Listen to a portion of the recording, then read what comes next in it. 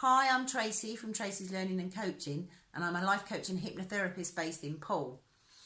So today I want to start trying to explain how this mind swindle that I talk about works.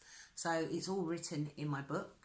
It's free to download. If you want to download it, you can go to my website, www.tracyslearningandcoaching.net, and go to the tab that says want a free copy of my book. You're welcome to subscribe, grab a copy, and you can read it in depth.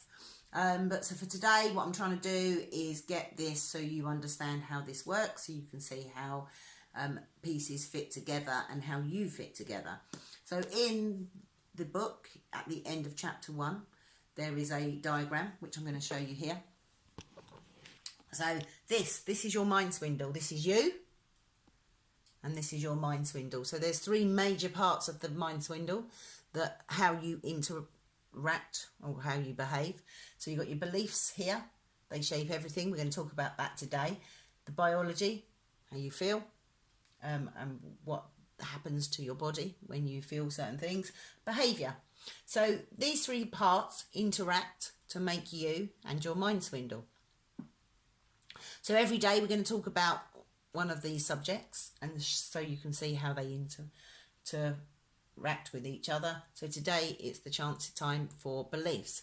So beliefs are quintessentially you. They are how you behave, how you feel, how you behave, how you feel about yourself, and where you fit into this world. And what you've been taught. So the beliefs come from you can't see it, sorry, let me just see it, turn it around a bit so you can. So beliefs come from your past. They make all your beliefs real. So at some point you have been taught from your past where you are and who you are and how you fit in. Doesn't mean to say they're real, but you've been taught these things. So how have you been taught? You've been taught by different people in your past: your family, your parents, maybe your siblings, the rest of your family. They teach you who you are.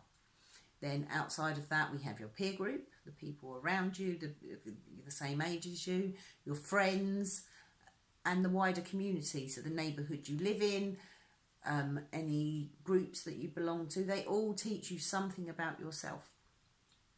So you have grown up to believe in a certain thing. So if you've been brought up to believe that you are wonderful and you're confident, then you are going to believe that. So everything around you fits into that perspective that you are wonderful and you can do anything and you have accomplished everything. Have you been brought up to believe that you're horrible or you're useless or you can't do things, you are going to believe a different set of things about yourself, and therefore everything around you happens within that framework of your beliefs.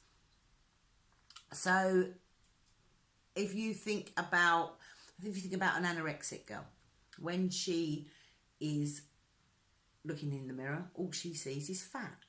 These lumps of things that are actually probably skin or bone sticking out, she sees as fat. You look at her and you say, oh my God, you're so thin. Oh my God, I said it's a girl. Sorry, I apologise. It could be an anorexic person. That's quite a sexist comment because both sexes have anorexia. Yeah. So an anorexic person will look at themselves in the mirror and go, oh my God, I'm so fat, I'm so ugly, I'm horrible, I'm terrible. You look at the same person and you say, oh my God, you are skin and bones. There's nothing of you. That doesn't compute with them. So if somebody is ugly, or they think they are ugly, and they think they're stupid, when you say, oh, that's wonderful, well done, you did really well there, doesn't compute. They don't hear it because they're not used to hearing it. It doesn't fit with their belief system, so it doesn't compute with them. Christmas, if I think of Christmas is different for me than it is for you, certainly. Some people make this massive, great big thing about Christmas. So when they hear the word Christmas, they might be filled with excitement. They're thinking of trees and food and family and everything.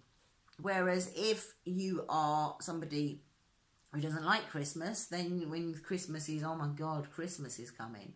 I once worked with a person who was taken into care on Christmas Eve. So when they look at Christmas completely different to what I look at Christmas and what you look at Christmas is always different. So whatever happens, every word has this different perspective, and it is how you see the word, how that perspective makes you feel. Okay, so so with this then, we've got your beliefs, and over here we've got the thoughts create. So as a thing, you have this inner monologue going around yourself all the time, around your brain. It talks to you and it tells you things. We all have an inner monologue. So does it tell you you're wonderful and you can do no wrong and you're going to succeed in life, or does it tell you you're rubbish and useless and everything in between that? So your thoughts create your reality. So your beliefs create your thoughts, and your thoughts create your reality. So if I'm a positive and confident person, when I meet somebody, I say, hi, I'm Tracy and I'm really pleased to meet you and let's have a conversation, and I feel confident.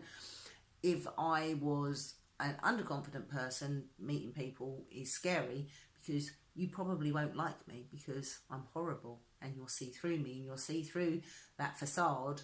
So it depends on your perspective completely to what your thoughts create. So if I meet people, I think one thing, somebody else, the person I'm meeting, might think completely differently. They certainly will feel differently about me than I do, because their beliefs, they're coming up looking at me from a different perspective than I am. So that just comes with your reality, and your thoughts create that reality. So your thoughts are creating, and they make images in your head. Though those images could be real, they could be imagined. It might not be happening, it might never happen. And yet your brain responds to those thoughts as though they are reality. So an image comes in your head, your brain doesn't think, is it real or is it imagined? It just responds to it as though it is real. So you end up making the chemicals as though whatever it is you're imagining is real. So your thoughts then are everything. So this is the first part. Your thoughts are everything. They are you, quintessentially you, and how you think and how you behave and how you perceive the world is all dictated to by your thoughts, and your thoughts come from your beliefs, and your beliefs come from what you've learnt in the past. So that really then depends on what you've been taught. If you've been taught that you are wonderful, then your thoughts will create this world where you are wonderful and you can do anything. If you have been taught that you're useless, well, then you are going to grow up thinking that you're useless, and everything around you will have that taught to it. So first things then is then on our mind swindle is our beliefs. They come from your past. They shape your perspective. The past makes your beliefs real. You're not going to question whether your beliefs are real. They are just real.